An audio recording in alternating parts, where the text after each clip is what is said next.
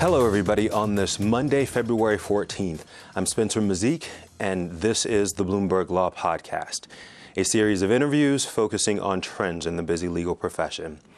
As part of our series on appearance discrimination in the workplace, today we want to examine if the transgender community or people who do not conform to gender stereotypes are protected from employment discrimination. Joining us in studio for today's discussion is Barbara Hoey. She's a partner at Littler Mendelson who concentrates on employment discrimination and age, race, sex, and disability litigation. Welcome back to the program, Barbara. It's nice to see you again. Thank you, Spencer. Okay, so I think it's important for us to begin by defining terms because some of the terms that we're going to use today might be a bit confusing. Transgender, transsexual, transvestite. What do those terms mean? It's interesting. Transgender actually is a term that refers to all of those groups. It's the wider term that covers anyone who identifies as being a gender different from the one they were born with. Then within transgender, you have transsexual. A transsexual is someone who has a desire to live as a member of another gender. And sometimes transsexuals will actually undergo gender reassignment surgery or procedures to change their gender. Then you have transvestites. Transvestites are people who are not necessarily going to have any kind of surgery, but they're what are more commonly known as cross-dressers. Male who dresses as a female, female who dresses as a male. I think the other misconception that many people have is that anyone who's transgender does not necessarily have to be a homosexual. You could be a heterosexual and be in one of these categories. Okay, and as you know, there have been many complaints from the transgender community of employment discrimination based on their physical appearance. Does Title VII of the Civil Rights Act on its face protect them from discrimination? On its face, no. I mean, Title VII prohibits discrimination by reason of gender or by reason of sex. Because of sex? Because of sex, yeah. So then what are some typical examples of sex discrimination based on because of sex that Title VII does protect? Well, Title VII would prohibit a company from saying, I'm not going to hire any woman who doesn't at least have a college degree for this job, but I'll hire males with a high school degree. That would be classic gender discrimination, if you applied one standard to one gender and not to another for the same position. The issue with someone who's transgendered is they are not claiming that they're being discriminated against because they're a man or because they're a woman biologically. Typically, they're complaining of discrimination because they are a man who might dress like a woman or appear effeminate, or a woman who appears too masculine. So classic Title VII would not apply. However, the law has evolved. Yeah, I was going to say that there's the federal notion of what constitutes sex discrimination seems to be expanding, I guess, because of judicial interpretation of Title VII. And I guess one of the seminal cases, at least in my opinion, one of the seminal cases is Waterhouse versus Hopkins. What happened here that pushed the boundaries of Title VII? Well, that was the case, and it still is the case that has been used to protect the transgender community from discrimination. Ann Hopkins was an accountant who was coming up for partner. She was denied partnership in Waterhouse because some of the criticisms were she appeared too masculine. There were comments on her evaluations, should wear some jewelry and use makeup. Yeah, I have the quote here, which I thought was pretty interesting. She was counseled to walk more femininely, talk more femininely, dress more femininely, wear makeup, have her hair styled, and wear jewelry to improve her chances of making partner. I mean, talk about being critical of someone's appearance. This was sex stereotyping at its best, was it not? It was, and also because she met all the other criteria for partnership in terms of the quality of her work product. So when that case was decided, which was in 1989, is 20 years ago now, it made law. And what the court held was that you could not discriminate against someone based upon the concept is sexual stereotyping. Just because you're a woman and you don't act like what we think a woman should act like doesn't mean that you can discriminate against me.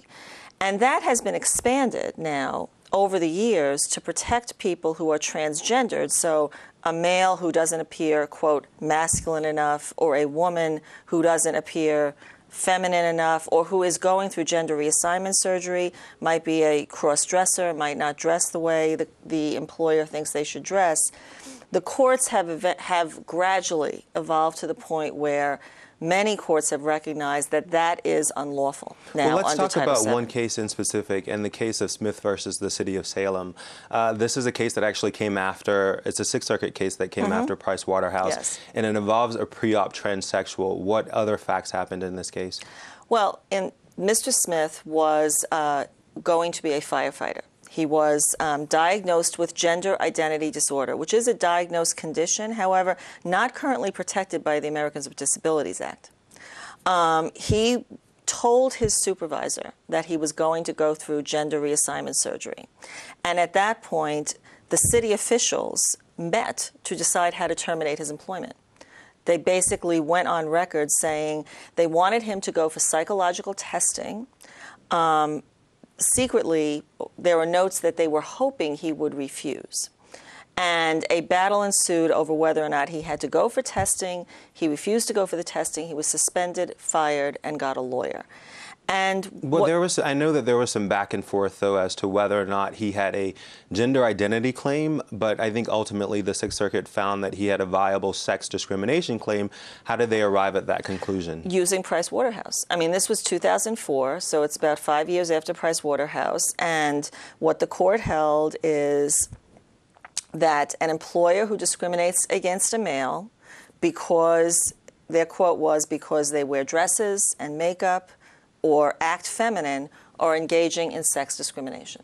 Yeah, and it sounds similar to what the court in Price Waterhouse said. I know that they stated further that we are beyond a day when an employer could evaluate employees by assuming or insisting that they match the stereotype associated with their group. Exactly. But tell me this, though. Do these cases open the door, even if it's ever so slightly, to federal protection for transsexuals from employment discrimination? Well, the cases have made law, and there was an act that was proposed, I believe, either in 2008 or 2009, that would have amended Title VII to specifically protect gender identity from discrimination. It's kind of fallen by the wayside with the changeover and the Democrats losing the House, and I think it's pretty much on the back burner right now. But a number of states protect gender identity. Well, and I want to get to that first, okay. but first let me ask you just this scenario. What happens whenever a man decides that he wants to wear a dress to work at a company where there's a strict dress code that men ought to wear suits and ties, and women, of course, can wear dresses and suits? Does he have a viable sex discrimination claim if he's terminated for wearing dresses? I think he might have a claim, especially if he can demonstrate that he is wearing a dress because he actually is a transsexual, he has a gender identity disorder. I think a male may not have a claim if he was just being playing some sort of a game. But really, that's interesting to me, because even though there's a dress code, does that not factor into it at all? Dress codes are enforceable, and dress codes, certainly companies that wear uniforms, can enforce a dress code, can require the wearing of a uniform.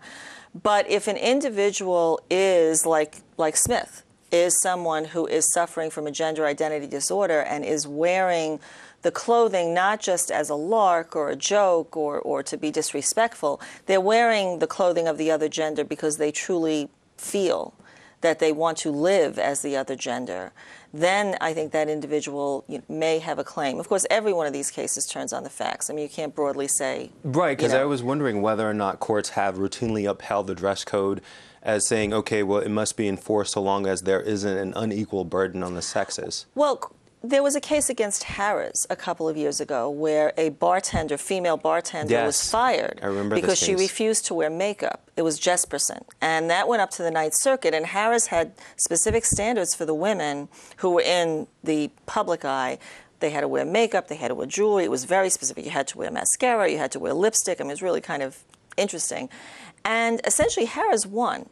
The Ninth Circuit, and that's a very liberal circuit, held that it was not an undue burden on the females to ask them to wear makeup. Do you think that case law will evolve to recognize that dress code in a person's sexual orientation can lead to impermissible sex stereotyping? Yes. Okay. I think it will, and I think by the time it evolves to that point, we're also going to have legislation at some point on a federal level. Okay, and as you have mentioned, Yeah. we've really only discussed federal laws to this point. So, and you mentioned though that there are state and local initiatives that actually outright ban and prohibit discrimination based on sexual orientation and even gender identity. Correct? Yeah, I mean, I don't even think of it now as a debate because in our practice, being in New York City prohibits discrimination based on sexual orientation. 13 states, including major states like California, Illinois, Minnesota, New Jersey, prohibit discrimination based on gender identity. And last count, there were 109 cities and counties that prohibited discrimination based on gender identity, as well as sexual orientation. So when we advise our clients, it's almost if the federal law doesn't matter. I mean, you're in New York, certainly if you're in New York City, you have to be aware that you have to be in compliance with your local laws. And New York City certainly prohibits and protects those individuals from discrimination. Yeah, I mean, and that's if you're in a city or state where there are ordinances that protect. Otherwise, you probably would rely on federal law.